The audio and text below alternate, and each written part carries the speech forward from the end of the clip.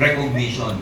Yung feeling na pag nagkakapera ka, masarap ba feeling pag nagkakapera? Yes! Yung feeling na pagka nagkakapera ka, nakukuha mo yung mga, let's say, check-in ninyo, encashments ninyo, yung feeling na gano'n is the same feeling pag nare-recognize ka. Pareho lang yung response ng brainwave natin. Kaya, minsan, hindi lang dapat dun sa money kayo nakatingin. Kailangan pati sa recognition.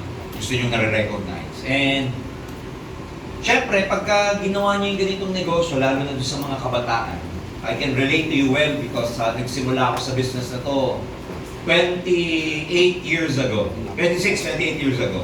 21 years old lang ako nun. So, 21 years old ako, 28 years ago. Ilang taon na ako ngayon? 39.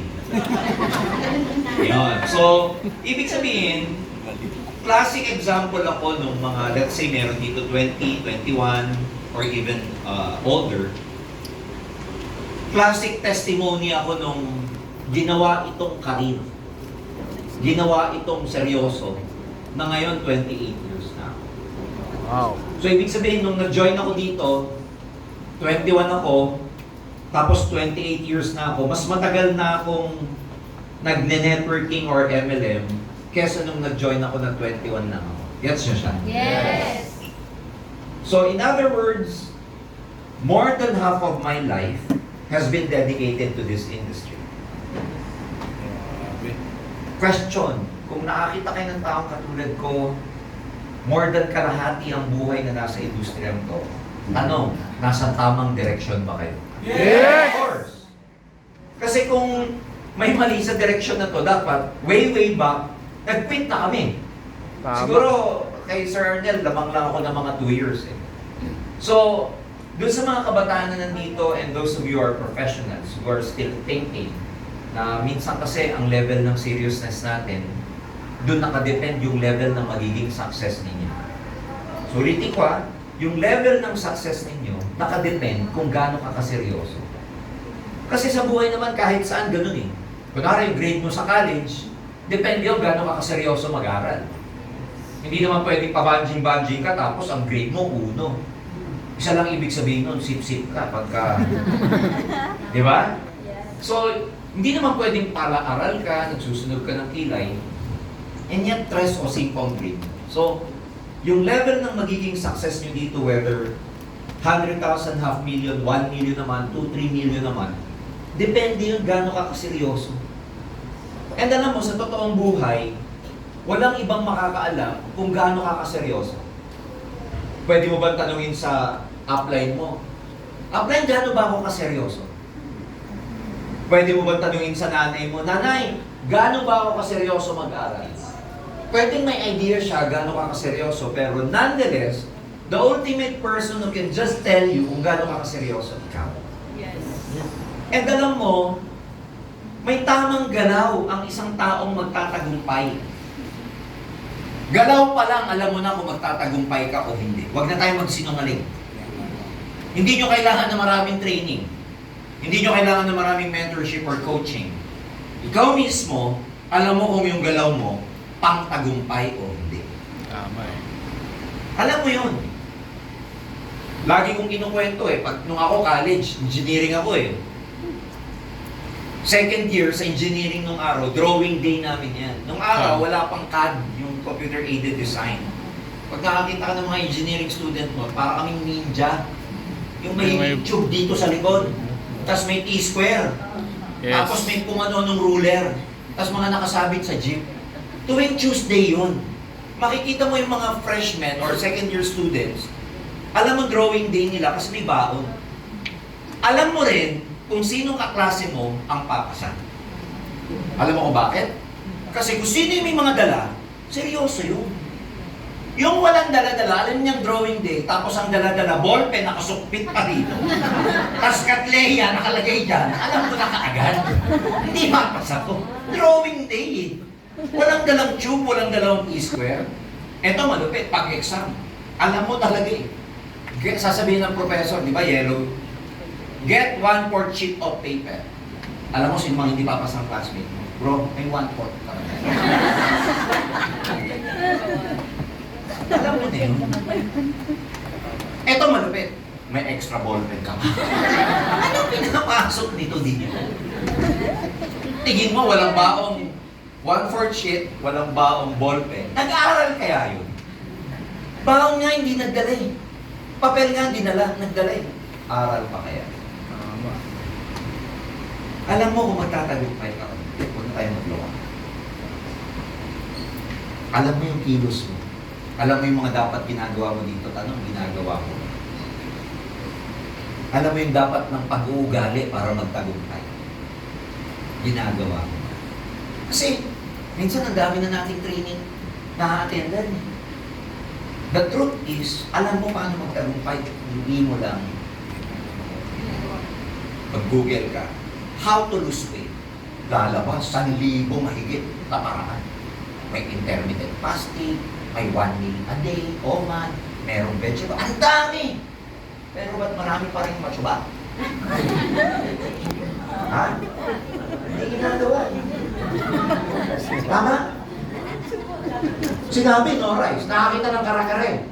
Bukas na lang ako mag-mga rice. Tama ba ako? It's not the lack of information that is lacking. It is not the information that you lack. It's the will or the discipline to take action. Ang dami natin natin. One of the best groups in Global East in OBI is AUB. Ang support system nyo, grabe. Ang upline nyo nasa top 20. Kasama sa elite group ng mga top distributors, top earners, top leaders ng Indo. Ang pinaka-upline is now the president of Tech. Oh, I'm sorry. Oh, JLIM, sorry. Oh, JLIM project.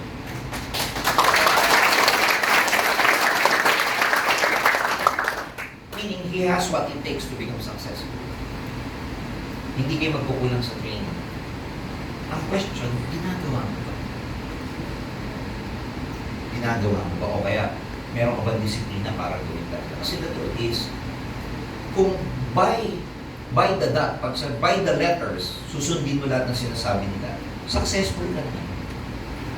Meron lang tayong minsang pumipigil sa atin kung ba't hindi tayo nagtatagumpay. It could be your attitude. Normal po yun ang pumipigil sa attitude mo kasi galing tayo sa iba't ibang background. Iba-iba yung breeding mo, iba-iba yung pinanggalingan natin. Iba-iba yung make-up natin, iba-iba yung genetic make-up natin, iba-iba yung family upbringing, iba-iba yung environment natin. Tapos pinagsama-sama tayo sa isang environment, a global. 21 years mo ng ugali yan, tapos dinala ka dito, ang dala-dala mo, yung 21 years mong ugali. Hindi ka naman basta-basta magbabago dito, na bukas, sinabi dito maging masipag ka. Eh dati ka ng 21 years taman. Magbabago ka ba overnight? Hindi. 21 years old ka ngayon, 21 years old nang apakatigas ng ulo mo. Dumating ka dito, lalambot ba agad? Hindi. 21 years kang mahihain, pagdating mo dito, makapalagad ang mukha mo? Hindi. So, iba-iba, but this is an environment where you can change, Yes. you can improve, Yes. you can develop, thank you. Pabilisang magbago dito. Ang mabilis nagtatagumpay, yung mabilis magbago. Bakit sir kailangan magbago? Eh syempre meron kang mga kailangan i-improve sa'yo. Number 1, yung character mo. Kailangan mag-improve. Kailangan yung character mo align sa success. Diba, ano ba yung mga character na dapat align sa success? Malakas ang loob mo, masipag ka, positive ka, huwag ka madrama, hindi ka dapat emotional, hindi ka dapat sensitive. Alam mo yung sensitive? Masabihan lang ng upline, ayoko na. Nagkukwit na. Madrama, tamad, nagsasayang ng oras, ang pangit ng habit mo, mas tinitignan mo pa yung buhay ng ibang tao kaysa nag-online ka for your prospects. So a lot of things have to change before you become successful. Before, dati kang mahiyain, kailangan mawala. Dati hindi ka matyaga, kailangan maging matyaga. Dati mali na loob mo, kailangan maging malakas ang loob. Ang daming kailangan baguhin para ma-align ka sa success. Kasi yung success, kailangan naka-align ka. Hindi pwedeng gusto mo maging successful, pero yung ugali mo, hindi pang successful. Gusto mong angkita pang leader, pero hindi ka leader. Gusto mo angkita pang malakasan, pero yung ugali mo pang mahinaan. Kailangan align. Kaya minsan matagal ang success, hindi dahil mahirap ang marketing plan, o mahal ang product, o kaya ang hirap magbenta, o ang hirap mag-recruit. Kaya tumatagal, kasi ang tagal mong ma-align yung sarili mo for success.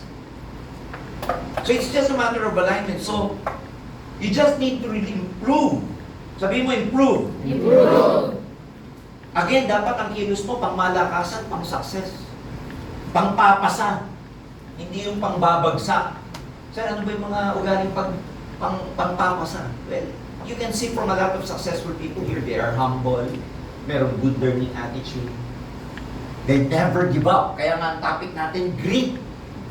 Pag sinabing grit, at tinignan nyo ito sa Tagalog, lakas ng loob, sipag, tiyaga, pinagsama-sama, perseverance, nandyan yan. Hindi humihinto. Because a lot of people, ang problem nila is huminto. Naka-goal sila pag walang nangyari sa akin dito, hinto ako. Isipin mo. Naka-set yung mind niya, pag walang nangyari, di hinto. Parang pag-aasawa lang, pag sinabi mo bang, pag dito nag-workout, 6 months, iwalay kami. Ganun ba yun? Or, ganun ba yung marriage? Or dapat kahit may problema, wino-workout siya? Wino-workout. Subukan mong mag-gym, subukan mong mag-diet. Kasi nagpapapayat ka and you just jog 30 minutes a day. 30 minutes lang. Or mag-brisk walking ka for 30 minutes every day. After one day, makakita ka ng improvement. Makakita ka? Wala. Subukan mo mag-diet. Huwag kang kumain maghapon ngayon. Bukas ba, payat ka na? Tama, mali? Hindi. Bukas ulit, jogging ka ulit. After 30 minutes, pawis na pawis ka. Tanong, may magbabago ba? Wala pa rin, 2 days pa lang. Mag-diet ka, 2 days pa lang, wala ka makikita. Pwede mo bang sabihin mo, lintek, naglolokohan lang tayo, hirap nito. Quit na ako. Pag tinanong, bakit ka mag-quit? 2 days na, hindi pa ako pumapayat.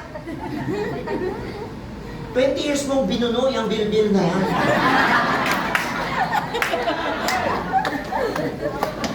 At least alam na. Clear? Yung bilbil, i-example mo paghihirap. 20 years kang poor.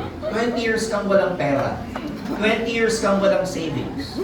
20 years kang, let's say, deplete lagi ang income mo. 20 years kang may utang. Nag-gain global ka, do you think after 2 months, mayaman ka na? So yung example kong bilbil, parang hirap yon, parang kawalan ng pera. Na hindi basta-basta magbabago yung sitwasyon mo after 2 days, 3 days.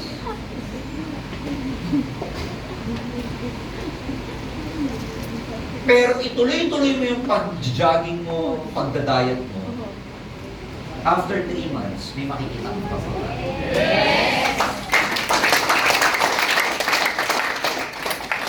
After 1 year, ang ganda na ng improvement. So basically, it's the same thing. Example nyo na kung ano yung kalagayan mo ngayon bago ka mag-aim. Kung ano yung sitwasyon mo, it will not change overnight or after 1 month, 3 months, or 6 months. Kaya mali yung judgment ng maraming tao na sasabihin, 1 year na ako dito, wala pa rin nangyayari. Teka muna, 20 years na kahirapan ang binubura mo. 20 years na kahirapan ang binabago mo. Hindi mo pwedeng sabihin 1 year lang, bago na yan. Hindi ganun. Yung mga nananalo ng sweepstakes, yung mga nananalo ng loto, overnight yun. Overnight, mayaman. May pera agad. Pero tanong, pag ikaw ba nagkapera, overnight, milyonaryo, pwede mo bang i-judge agad na nagbago na ang buhay mo? Hindi. Why? Masasabi mo lang nagbago ang buhay mo pag continuous yung pagbabago na yun. Pero kung ikaw nagkapera lang at naubos after 1 month, hindi nagbago ang buhay mo. And that's the reason why karamihan ng mga tumatama sa loto, jackpot, and everything, they end up being poor. Why? Wala silang na-acquire na skills, wala silang na-improve na attitude and character sa pag-acquire ng wealth nila. You know, when wealth comes to you, when wealth is handed over to you, without you having the knowledge to recreate it for yourself, it will always be taken away from you. Yes. Anumang kayamanan na nakuha mo na hindi mo kayang trabahuhin ulit, ay laging mawawala sa iyo. Laging mawawala sa iyo. So di bali nang sa una, nag-network ka, nag-i-invite ka, nare-reject ka, nag-hub ka, nag-online ka, nagpo-prospect ka, di baling hindi ka muna kumikita, pero ang nauuna sa iyo, yung character and skills mo. Because ang nauuna sa iyo, yung kaalaman sa paggawa ng kayamanan. Dapat maunang malaman ng tao paano yung paggawa ng kayamanan kesa sa kayamanan. Because pag nauna yung kayamanan na hindi mo alam yung paggawa ng kayamanan na yun, mawawala yung kayamanan na nakamit. Are you clear? Yan dapat ang mindset, character na meron ng mga leaders. Meron tinatawag na delayed gratification. Saka na. Hataw muna. Binibuild muna yung character ko. Tinatama yung attitude ko. Pinatitibay muna loob ko. Tinuturuan ako magkaroon ng problem-solving skills. Pinahaba ang pasensya ko. Dito, itetest ng sobra-sobra pasensya nyo. Para pag successful ka na, kaya mong pangalagaan yung success mo kasi matyaga ka at patient ka na. Kaya ano yun? Ano yung kayamanan dumating kagad sa'yo na hindi mo kayang pangalagaan because you're not right for your profit. You're not right for your position. You're not right for your power. Kasi pag successful, ang dami niyan. May power, may profit, may position. Maraming P ang pwedeng mapunta sa'yo. Pero mabilis mawala yun pag hindi tama yung character. And you know what? The best way to enhance and improve your character is by your experience. And not only by your experience, by your bad experience, by your pains, by your frustrations, by your problems. Gumagaling ang tao, tumitibay ang tao, nagbabago ang tao pag meron siyang pain. Pag nahihirapan, pag may hardship, pag may challenges, pag may problema. Ang tao hindi pwedeng magbago pag nasasarapan. Pag maganda agad sitwasyon mo, hindi ka magbabago. Pag ang ganda ng mga nangyayari, hindi magbabago. In fact, pag maganda agad nangyayari, pag mayaman ka kaagad, yan nga yung mga buwisit kasama. Ang lalaki ng ulo, kaya yabang. Pero yung mga na-enhance ang character, na yumaman, na nagkapera, ang sarap kasama. They're very humble. Alam nila, hawakan yung pera nila. Mga kuri. Kuripot. Kasi pinaghirapan. Pinaghirapan. Alam nila sa nila ilalagay. Marunong tumanaw ng loob. Mababait. Magdadasalin. Alam mo kung bakit? Kasi nung punong-puno ng problema at lugmok na lugmok, natutong magdasal. Pag maganda mangyayari sa'yo, maganda buhay mo, matututo ka ba magdasal? Hindi. Kailan ka natututong magdasal? Kahit sa gym nagdadasal ka. Pag puno-puno ka ng problema. Pag ang dami mong challenges, dasal ka ng dasal. Kaya binibigyan ka ng maraming problema ngayon para maging madasalin ka. Dahil nakakaalala ka lang pagka may problema ka. So by the time you become successful, dasal, dasal, dasal, dasal, dasal. By the time you become successful, it becomes a habit. Madasal ka. Clear? Kaya the truth is, pag tinignan mo yung mga mahihirap, yung mga bagay na nagpapahirap sa'yo, pag tinignan mo yung mga bad, quote unquote, in the long run, hindi pala siya bad. Bad lang siya, pero in the long run, good pala siya kasi nagbigay ng kabutihan, kagandahan, kasaganahan sa iyo. So, what you may perceive as bad is actually good. Kaya pag may bad experience ka, na-reject ka, nalagasan ka, bumabain ka mo, pay-in na, naging bato pa, nasulot pa, nag-quit yung kaisa-isa mo ng downline, wala pang ang kabangga, nawala na. Reset, ang tagal mong hinintay. Nagbibilang ka na sa gabi. Paano hindi pag-follow up mo? Sabi sa'yo, who you? Get your point? Whatever bad experience that you may have right now, in the long run, lagi mo sasabihin sa sarili mo, this is something good. Kasi, yung nangyayari ngayon, may kadugtong yan na mangyayari sa future na hindi mo pa alam. Kaya huwag ka maging judgmental. Huwag mong i-judge yung sitwasyon mo ngayon because hindi mo alam na ang kadugtong niyan maganda in the future. Alam mo, kahit bilangin nyo sa experience ng buhay nyo po ngayon, ilang bad experience, kahit nung hindi pa kayo nag-EEC or AIM Global or OBI, nung ordinaryo ka pa, kasi pag nag-AIM Global ka, nag-EC, OBI ka, nagiging extraordinary tayo.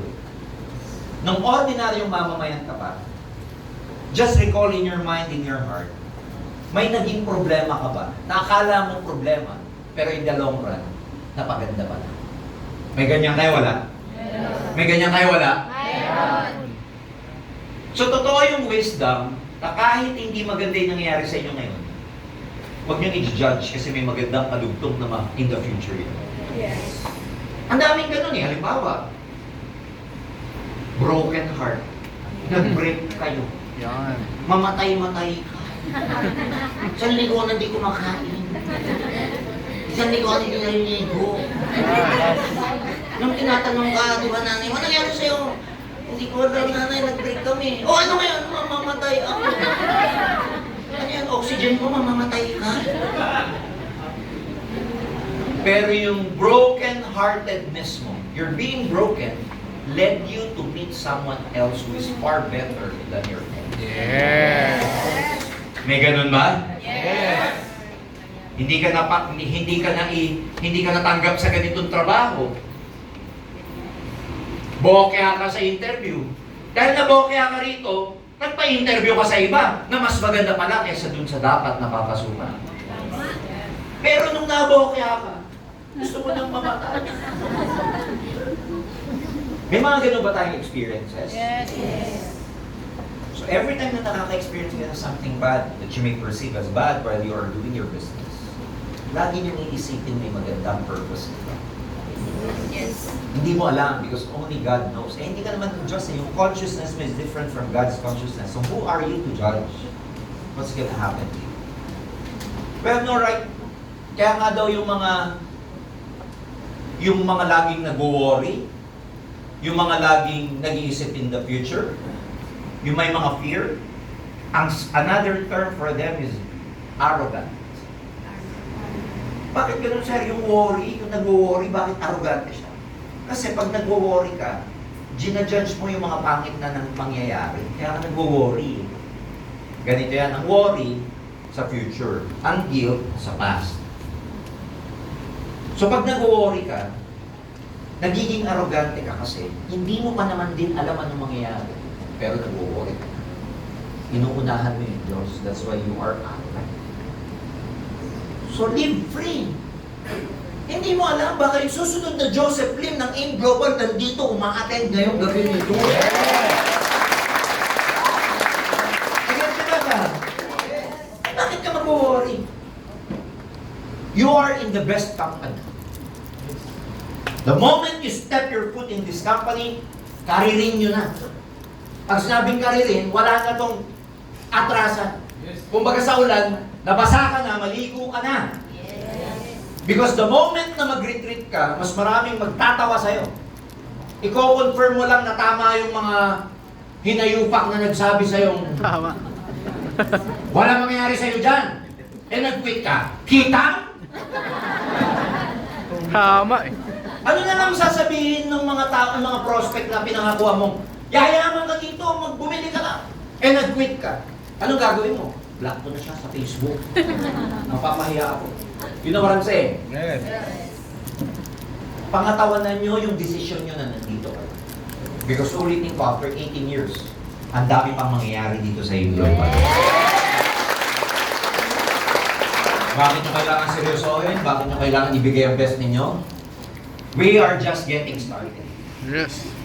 Ang daming gumagraduate sa HOF or Hall of Fame. Sooner or later, yung mga matatagal na sa top 1, top 2, top 3 Hall of Fame niya yung mga yan. Bakit kami nagpapagraduate ng 1, 2, and 3, and 4, and 5 para maging HOF? Para nadadagdagan yung top 20 para lahat ng tao may pagkakataong mag-number 1. Oh. Bakit nyo kailangan karirin? 18 years in the industry. In more than 54 countries all over the world. Wala nga tayong opisina, may distributor tayo. Sino matay ng anniversary dito? Marikina. May nakita kayong mapuputi sa harap? Yes. Galing Africa? May nakita kayo? Meron. Alam niyo ba saan galing bansa yun? Hindi po. Ha? No? Hindi. No? Something Europe. Galing yung grupo na yon sa Burkina Faso. Burkina Faso, katabi po yan ng Ivory Coast, malapit din sa Nigeria. Pero ang salita nila, French. Burkina Faso. May opisina ba tayo sa Burkina Faso? Wala. Ang alam yung opisina, Nigeria, Uganda, Togo, Cameroon, Ivory Coast, Uganda, Kenya, Tanzania, Zambia, DRC. Burkina Faso, wala. Nasa ibang bansa, kumukuha ng produkto yun sa Ivory Coast.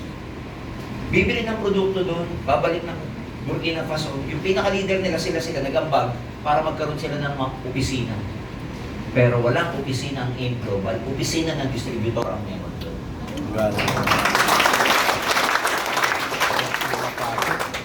Lumalaki nga sila, wala silang office. Walang matinong payout. Ang payout nila, kinukuha pa nila sa Ivory Coast. Kasi doon din nila ang codes eh. Walang encashment sa Burkina Faso. Walang registered product. Kolorum. Pero nakakapagpalaki ng grupo. May, hindi lang yun. Yung pinaka-leader doon si Sofia, damay ni Neil Steve, is a global ambassador.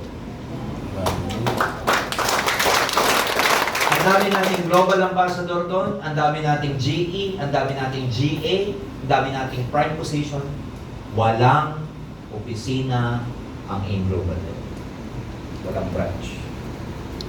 Bumibili ng product, babiyahe pa papuntang Ivory Coast. Babalik na Burkina Faso.